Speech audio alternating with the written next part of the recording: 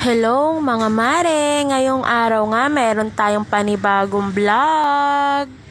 Alas 10 na nga ng umaga mga mare at niyaya ko si Daddy Ton na pumunta sa malapit sa palengke namin. Tinanghali nga ako ng gising mga mare.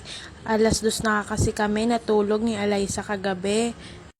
At in fairness dito sa batang to, nauna pa sa akin nagising. Nagising ako mga mare, alas 10 na. Sabi niya, nabubulol pa. Sabi niya nga sa akin mga mare, hungry na daw siya.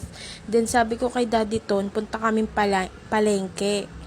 Nandito na nga kami sa palengke mga mare at nagtatanong na si Daddy Ton kung ano daw yung bibilhin naming ulam. Then sabi ni Liza chicken. Sabi ko naman lagi na lang tayo nagchi-chicken. Gusto ko magdila-dila. So yan, bumili ako sa halagang 50 pesos at nagbayad na rin kay ate. Pagkatapos ko magbayad mga mare, umalis na ako at sabi ko, bibili ako ng sopas. Wala kaming nakitang sopas mga mare, kaya siomay na lang binili ko. Bumili ako ng 2 order ng siomay, isa kami ni Lalay. Yung kanya plain, yung sa akin yung may sauce tsaka chili garlic. Nung nakauwi na nga kami mga mare, nagsaing agad ako at pumasok sa kwarto at ito yung nadatnan ko. Nakahiga na si Daddy Ton at itong batang alaga namin naglalaro.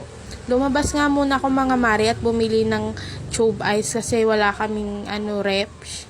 And pagbalik ko guys, pumasok ako ulit sa kwarto. Nakita ko si Liza may pinapakita sa akin. Ang sabi niya mga mare, ang galing-galing niya daw mag-drawing. Pagkita ko dun sa pinapakita niya mga mare, wala namang sulat. Paglabas ko nga ng kwarto mga mare, kumukulo na yung sinaing ko at tinanggalan ko muna ng takip at sabay hininaan ko rin to ng apoy kasi tatapon yung mga tubig dun sa sa sinaing. Pagkatapos ko hininaan yung apoy mga mare, tinakpan ko rin yung sinaing ko at ito yung nadatnan ko. Wala pala kaming Lazada delivery, Shopee lang meron. So yun lang, bye bye.